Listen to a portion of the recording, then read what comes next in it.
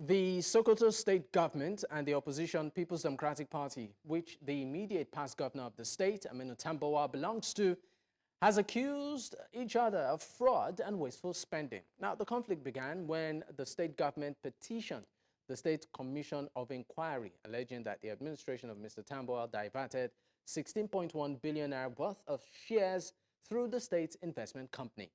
Well, joining me to discuss this is Bashir Muhammad, is the essay to the Governor of Sokoto State on economic matters, and he joins virtually from Sokoto State. Thank you for your time. All right, Mr. Bashir, if you can hear me. Thank you for having me. All right, great. I would like you to first and foremost react to this strong allegation, being put forward. Hello, Mr. Dabo. Yes, can you hear me? All right, I would like you to react to this. Yeah, I didn't hear the allegation you have mentioned. Okay, so the allegation of fraud and wasteful spending, talking about mismanagement of funds. Good evening, Dabo. Thank you for having me, and good evening, listeners. The allegation, as you mentioned, before the Commission of Inquiry, which was set up by the state, and fair hearing were given to all parties to come and defend themselves. Some of these accusations were found out after taking over the government. As we are aware, there were no proper handover. There were no handover notes for the government to see for itself what really is on the ground, and that was what led to all these issues you have raised. And for that reason, the state government set up a commission of inquiry to investigate and ascertain some of these allegations. And I think the process has been transparent. People have been called, and they are coming to explain themselves, and things are going on there. And I think I'm not in position at this moment to comment on issues that are before the inquiry, because the inquiry is doing its work. The work has not been concluded. It has not, to my best knowledge, no one was yet indicted. So I think this one is just putting the cart before the horse. If you said the PDP or any other person have alleged that this is a falsehood or whatever, they are just putting the cart before the horse. And I think if they have nothing to hide, why should they be afraid? So some of these issues are issues that are just done to divert the attention of His Excellency. I think for us here, and those of us in the government, it's about the issue of impact and what the governor and the government is doing in order to turn around the state for the base, and in order to enhance the income of the citizens and to create wealth in the state. So this is the business of the government.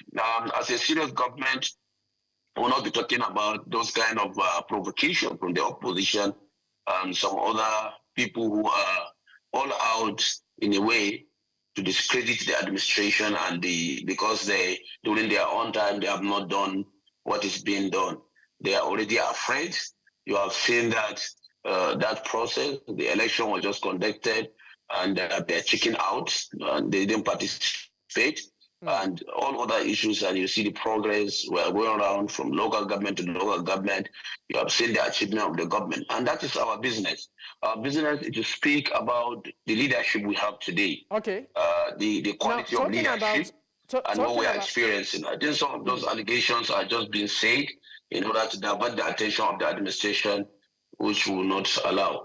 I mean, you said that these allegations are diversionary, but let's bring it to some of what you refer to as things that the administration is trying to do, particularly to better the economic lot of residents of the state. We know that right now across the nation, the economic situation is biting. So, and we also understand that revenues, particularly allocations, to states, have been jacked up. So what is the government of Sokoto doing directly to impact the standard of living of residents in the state? If you visit Sokoto today, you will see a new Sokoto. You will see the investment in human capital. You will see the investment in infrastructure. And these are all auxiliaries that in a way spur economic growth. And if you look at the level of investment in terms of infrastructure today, about 83 roads in 1 year, the township roads were constructed. I'm sorry, how many roads did you say were constructed? How many roads? 83. 83 roads in 1 year. In the city, in the Sokoto city alone. 83 roads. Yeah, in 1 year in Sokoto city alone. Okay, can you just give like just three in Sokoto city major alone. roads? Major roads, just three.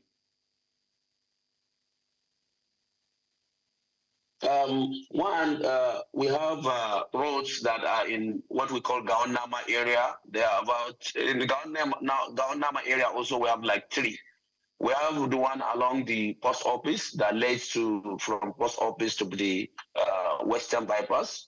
It's also there. We have one that is behind the legislative quarters of to what the one we call Amir Justice Amir Road also. Has been constructed. So, and there are several of them like that. And you talk about also along the, there is what we call the roads, which is also at Ringin Sambo area. And we have Sheitinibu Road. There are several of them, so many of them.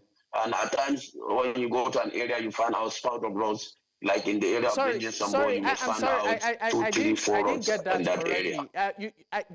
You mentioned the last road. We didn't get that. Did you say Sheitinibu Road?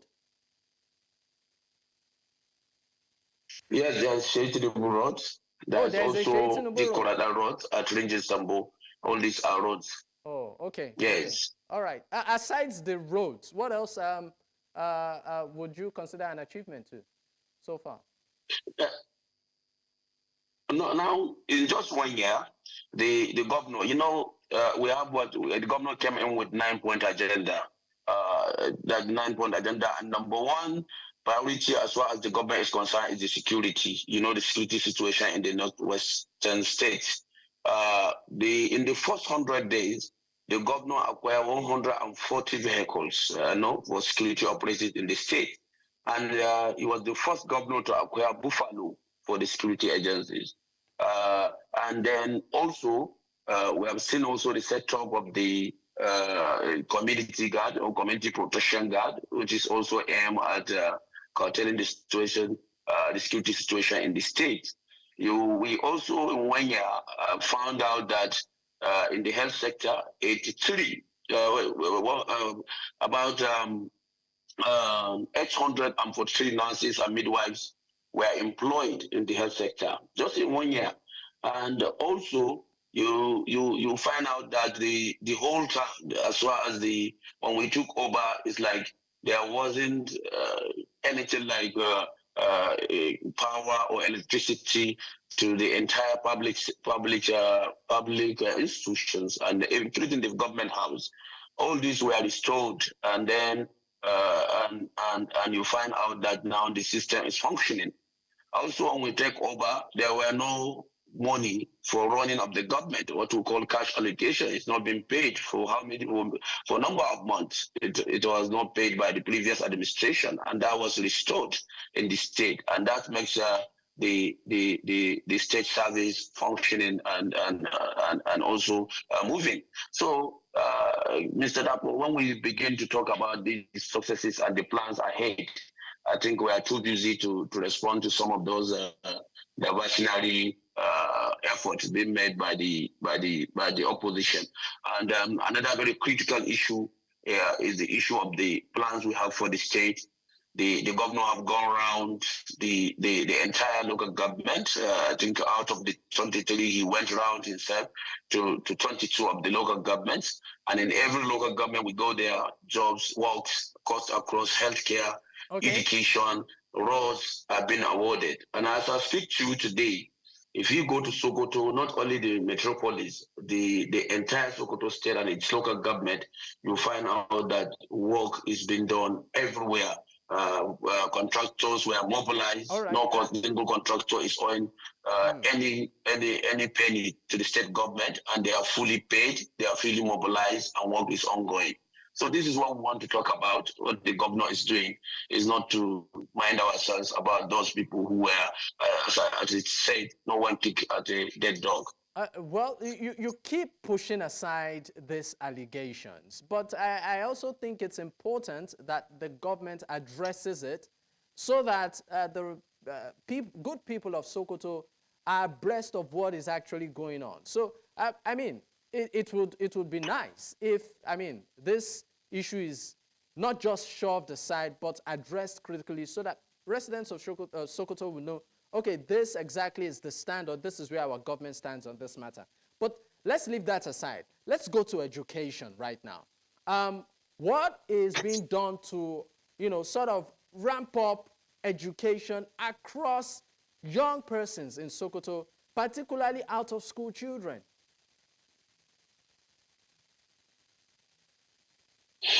You see, when the government took over, His Excellency, you can check the fact with the back here or anywhere, you find out that in 2021, 2022, and 2023, the counterfeit fund were not being released by the state government. And as such, the state government then could not access the funding from the UBEC, which is critical for basic education. So as soon as the government took over, that was the first thing we did. The governor went on and then make sure that all these payments were done in order for the state universal basic education to have access to this fund to be able to render services that are critical. That is for the basic education. And also for secondary education, when the governor took over, there was this hangover of dates as far as the government is owing hundreds of millions to WAEC and NECU.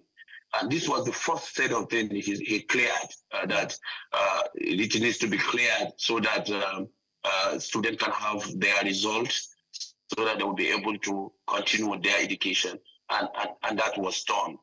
And also, you find out that for the university education, when the government took over in one university alone, Usman Namfode University, the state government was owing the university about 800 million naira or so.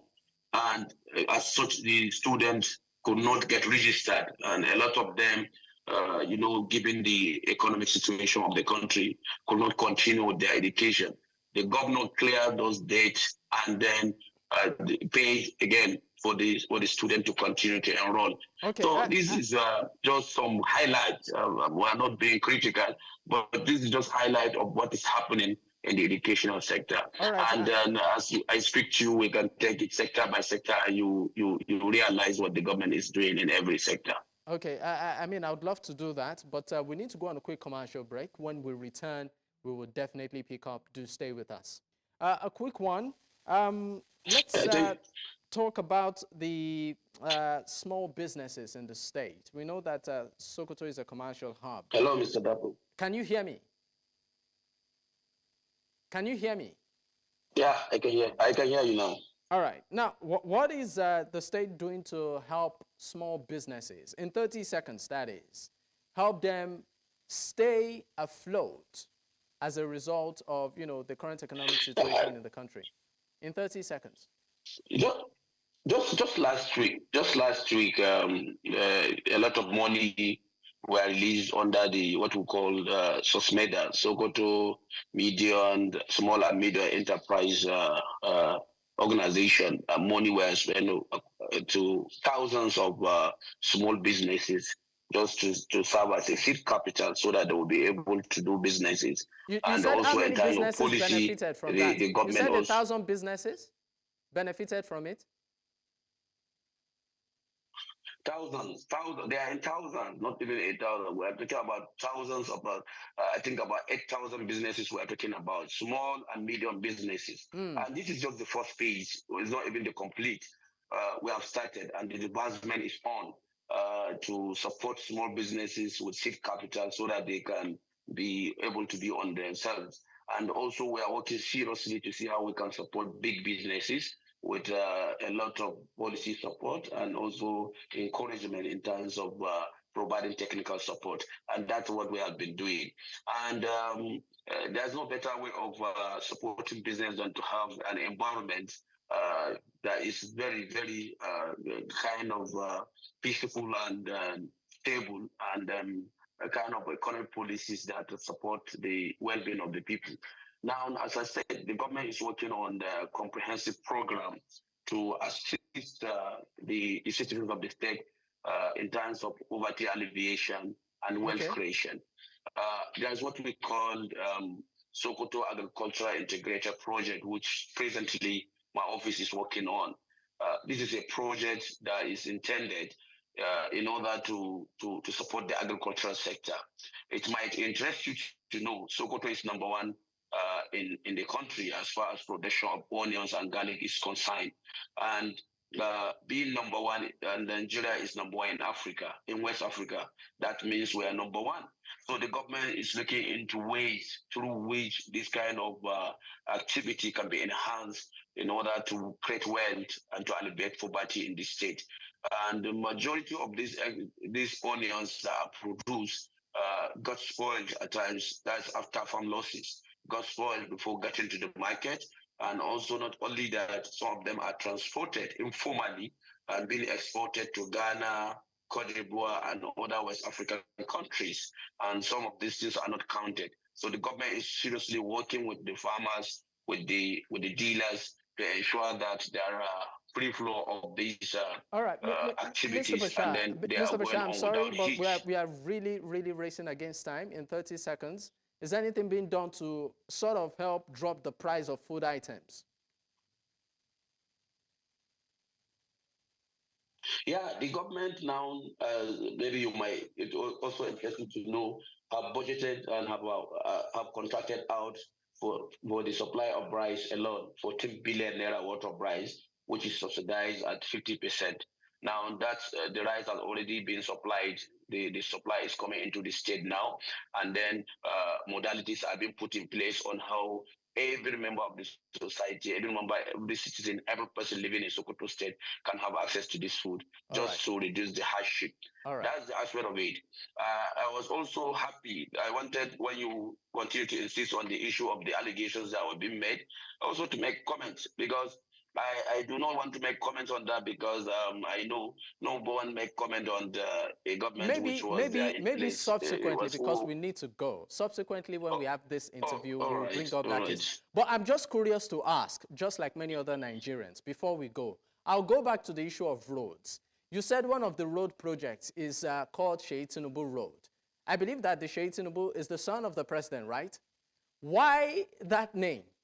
Yes. Why did you? Why did you choose to name it Sheyi Tinubu? You know, the government and the governor are discretion to name any road after any name without any reference to any other thing. The government has every right, and if we see that should be recognized, an effort that maybe somebody is making, or on behalf of his father or whatever, the government has every right to do that.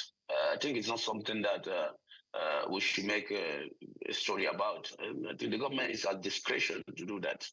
Okay, so the government of the state just felt that it should go in that direction. Yeah. Okay. Yeah. Thank you so much for your time on the program. Bashir Muhammad is the SA to the Governor of Sokoto State on economic matters. Once again, thank you for being on the show. And this is where we drop the curtains. In case you missed out, you can actually catch up on our YouTube platform. That's News Central TV. You can also watch us, across social media and follow us, that is. You can follow me personally too at Dakbo at Deboye. Until I come your way tomorrow, good night.